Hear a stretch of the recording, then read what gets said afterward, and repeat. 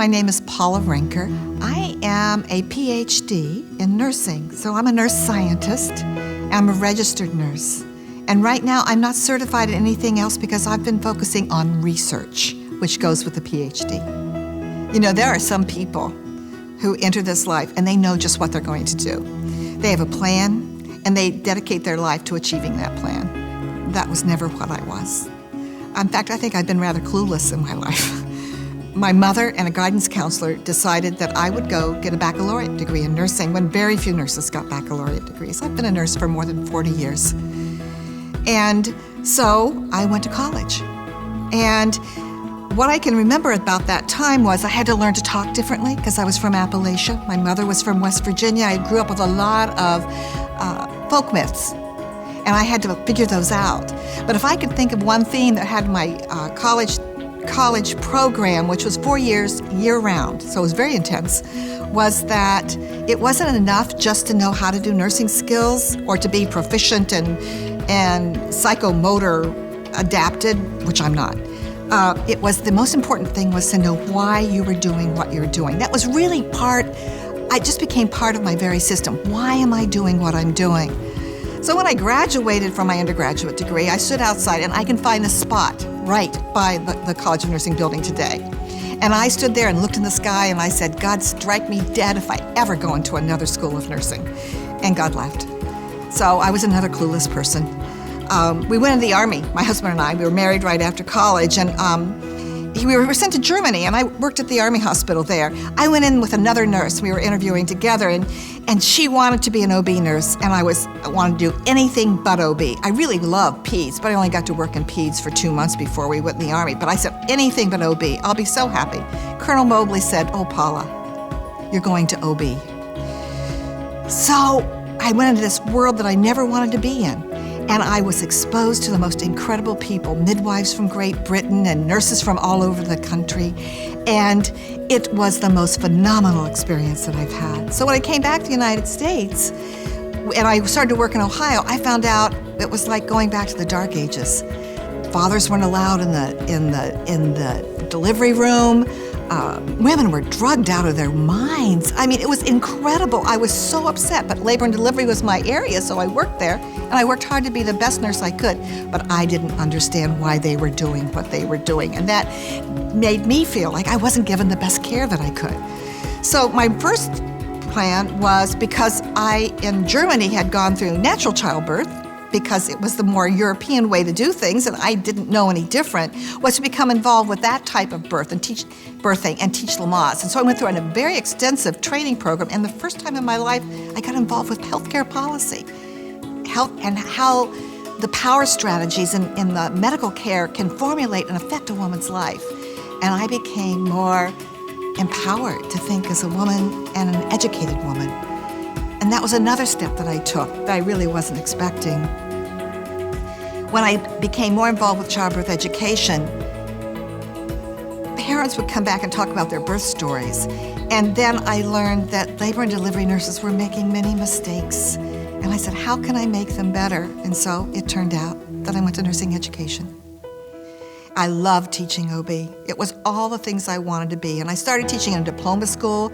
And then I found out I'm going to need to get my master's. So even as God laughed, I went back and got my master's. And then I taught in a college of nursing. And I used my best practices, this drive to find out, to learn, to explore, to plan the best education, to learn the most so my students could give the best practices that they could. And eventually then it became clear, if I wanted to stay teaching OB, I had to get a PhD. And back then, it was only in nursing that would account. So I said I was always interested in teen pregnancy. My sister was a 17-year-old who had complications with a teen pregnancy. And as I was in labor and delivery, I saw that some people did well and other people didn't do well. And what was the difference? They had the same physiological structure. Their health status seemed to be the best, but some would flourish and some would not in teens. And so that's what I decided I wanted to study. And I started studying as I was taking these graduate classes to prepare for my PhD. I then applied to a full PhD program. And right before I was going to start there, I had an eye tumor that was diagnosed, and I couldn't start. And so I had to sit out a year. And during that time period, I had an opportunity to write, I thought it was a scholarship. What it turned out to be was a National Institute of Health with the Nursing Institute of Nursing Research pre-doctoral fellowship. But again, I was rather clueless. Someone said, you should do this. I said, I'll do this. And so they said, you need someone to work with you. Okay. So I got someone to work with me. And she said, Paula, I'll work with you. I'll be glad to do this. And I found out she was well known, phenomenal mentor and researcher.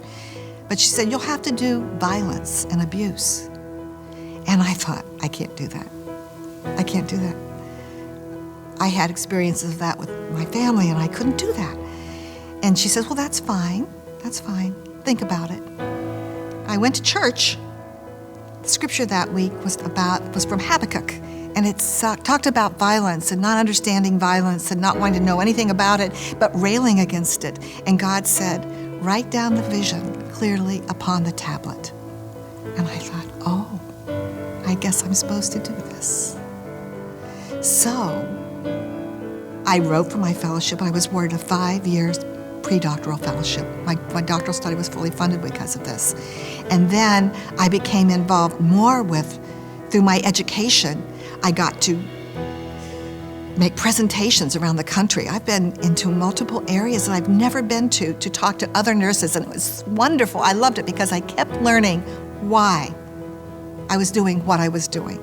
And then I had the opportunity to learn from the most important people, the women themselves, as they taught me, so I could understand them and use my education skills to plan care. And actually, some of my projects have been used at the national level to help determine care. For example, we didn't have enough research that actually justified physicians asking women about violence. Do you have violence in your life? And they would say, are you safe at home? Oh, my locks work well, they would say. They needed to ask directly, and they thought women would be upset. So I did a research study with about 500 postpartum women. I developed a computer program. And they talked to the computer, and I think they felt a little bit more confident doing that way. And I asked them, were you asked? No. I said, well, did you know that in Ohio, they don't report violence when you ask? Would you have changed your answer? And many said yes. And then I asked, were you offended? For those that were asked, were you offended? And they said, no, I wasn't.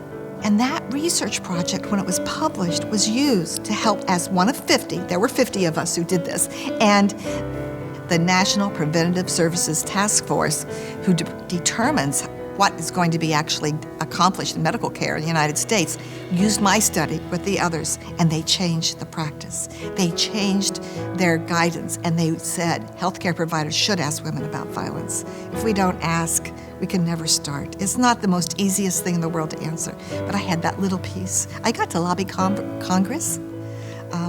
I was there when Joe Biden, then Senator, actually sponsored the Violence Against Women Act, and we started to have some rights for women who were abused. And all of this started because somebody said I should be someplace. I think that there are many nurses like me who want to know why they're doing what they're doing. And I think it's where the doctor of nursing practice really comes into fruition, because the doctor of nursing practice focuses on clinical nurses who, like me, really want to be in the clinical area and make the best practices for their patients. And it allows them to develop the skills, especially in my course. I get to talk a little bit about my course, which is the translation of evidence into practice. So it teaches them to look at research and to see what is the best, to appraise its strength, and to say, will it fit into my area? Because these clinical nurses that come to the DNP program have a rich knowledge of their patients and their patient population and where they're supposed to be and what's supposed to accomplish and what's going to be possible. So we take those innate skills that they bring with us and we add the scholarly aspect of it so that they can look at research and then plan using all of their knowledge and their intuition and their experience and their patients' values to make the best possible care for their patients. That's an exciting opportunity as an educator. So I think in summary, I think people can be worried about, did I hear the message? Did I get this notification? It was sort of like, oh, it's sort of like with a new mom. Sometimes they look at these Pampers commercials and they think they're just supposed to love their babies the second they come out. And indeed, when they look at them, they go, holy cow, that came from me? That's a baby. And then they gradually fall in love and they became enmeshed and they become one. And that's how it has been with nursing with me.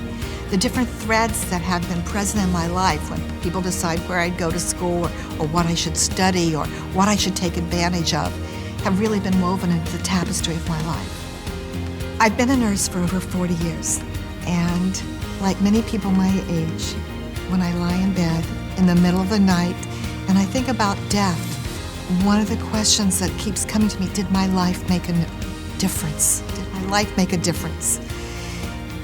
And I can whisper back, because of nursing, it did.